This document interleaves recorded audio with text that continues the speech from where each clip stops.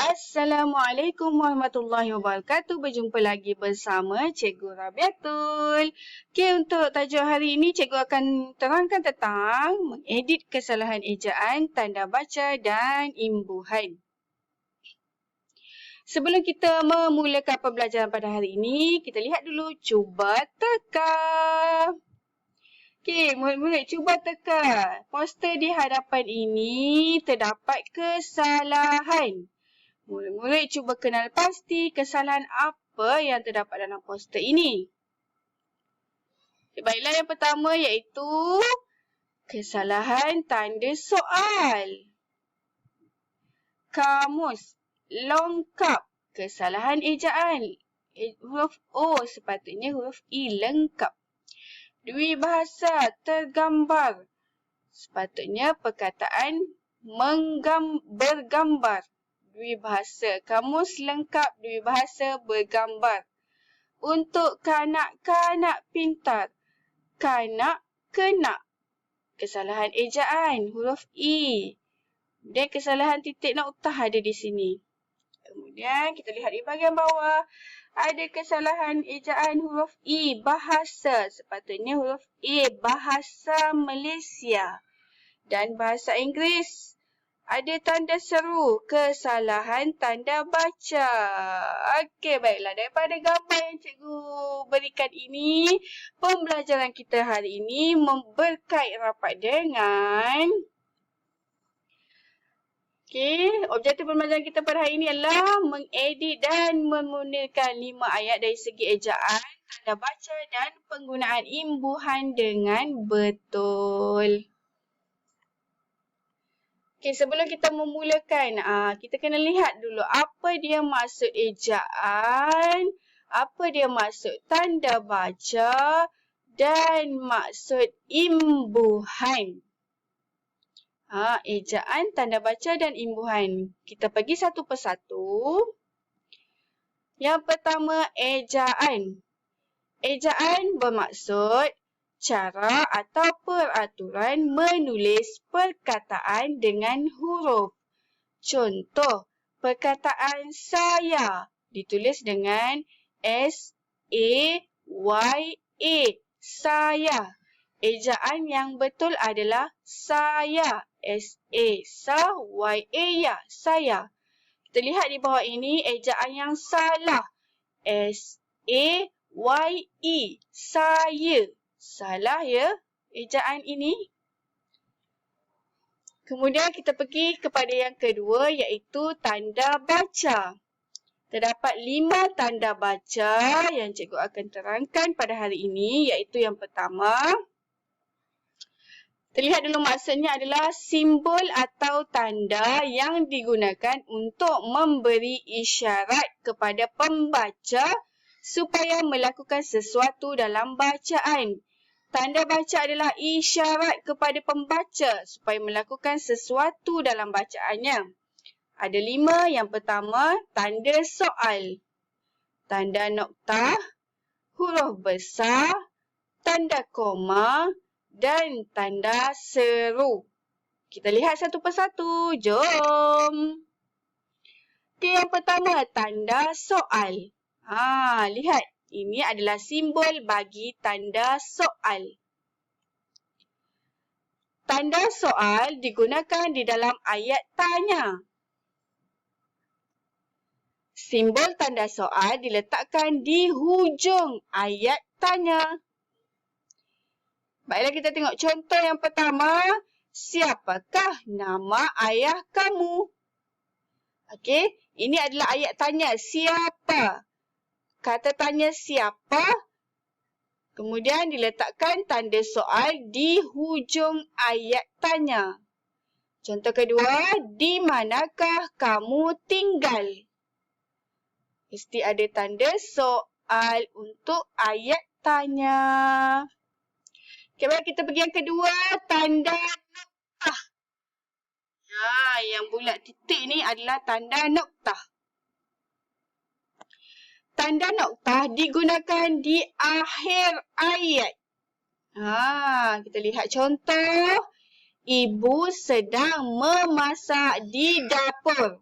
Ini adalah tanda noktah diletakkan di hujung ayat, di akhir setiap kali membina ayat. Nombor 2, kakak sedang membaca buku di dalam bilik. Okey. Yang ketiga, huruf besar. Huruf besar digunakan di awal ayat. Contoh, ayah baru pulang dari tempat kerja. Awal ayat mesti huruf besar. Haikal membeli sebiji buah durian. Nama orang kalau ada di hadapan juga perlukan huruf besar. Kemudian huruf besar juga digunakan di awal kata nama khas. Contoh, saya tinggal di Taman Mahkota. Kata nama khas ni tempat, nama tempat. Okey, contoh Taman Mahkota. T huruf besar, M huruf besar. Awal ayat semestinya huruf besar. Okey, contoh kedua, ibu bekerja di Hospital Kuala Lumpur. H huruf besar, K huruf besar, L huruf besar. Okey, nama tempat Hospital Kuala Lumpur mesti huruf besar. Di awal ayat juga mesti huruf besar. Seterusnya tanda koma. Tanda koma digunakan bagi mengasingkan kata yang berturut-turut dalam satu ayat. Contoh, ibu membeli ayam, ikan, sayur dan telur. Ada perkataan yang berturut-turut. Jadi, kita perlu letakkan tanda koma. Seperti yang cikgu dah berikan contoh ini. Kemudian contoh kedua, Cikgu Siti memberikan pensel, pemadam dan pembaris kepada Iki. Okay, tanda koma diletakkan di sini. Pensel di antara pensel dan pemadam. Okay, tadi tanda baca memberikan isyarat kepada pembacanya. Jadi, bila ada tanda koma, kita perlu berhenti seketika. Ibu membeli ayam, ikan, sayur dan telur. Ada beza apabila menggunakan tanda koma. Yang terakhir, tanda seru. Tanda seru digunakan di dalam ayat seruan. Contoh, tanda seru diletakkan di hujung ayat seruan. Mesti di hujung. Contoh, amboi, banyaknya kamu makan.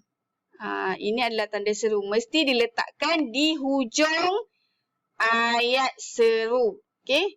Wah, cantiknya baju kamu. Tanda seru diletakkan di hujung ayat seruan. Okey, baiklah kita pergi yang ketiga iaitu imbuhan. Imbuhan ialah proses penambahan pada kata dasar. Ada 3 iaitu imbuhan awalan, imbuhan akhiran dan imbuhan apitan. Cikgu terangkan secara keseluruhan sahaja. Sebabnya kita dah tahu imbuhan ni macam mana. Imbuhan awalan, contoh yang pertama, ibu memasak di dapur. Adalah imbuhan awalan. Masak adalah kata dasar. Memasak. Imbuhan akhiran, adik masukkan duit ke dalam tabung. Masuk adalah kata dasar. Kan adalah imbuhan akhiran. Masukkan. Yang ketiga, imbuhan apitan. Maksudnya, imbuhan itu diapitkan di antara kata dasar. Contoh, kakak memasukkan buku ke dalam beg. Imbuhan apitannya adalah kan. Masuk adalah kata dasar. Memasukkan. Imbuhan apitan. Okey, seterusnya kita pergi pada uji minda. Okey, baiklah. Di sini ada banyak kotak-kotak. Cikgu akan berikan 1 nombor sahaja. Yang ni biasanya cikgu berikan dalam masa cikgu Google Meet. Jadi, hari ni cikgu tunjukkan sahaja. Okey, nombor 10 yang keluar. Jadi, nama yang dapat nombor 10 akan jawab soalan yang cikgu berikan. Okey, ini adalah keratan ayat dalam buku teks. Okey, cikgu baca dulu. Yang pertama, kompang ialah alat muzik tradisional. Okey, kita lihat ayat yang pertama. Alat muzik ini popular dalam kalangan masyarakat Melayu. Dalam ayat yang cikgu gariskan ini, murid-murid perlu fikirkan apa dia kesalahan yang terdapat dalam ayat ini. Sama ada kesalahan ejaan, kesalahan tanda baca ataupun kesalahan imbuhan.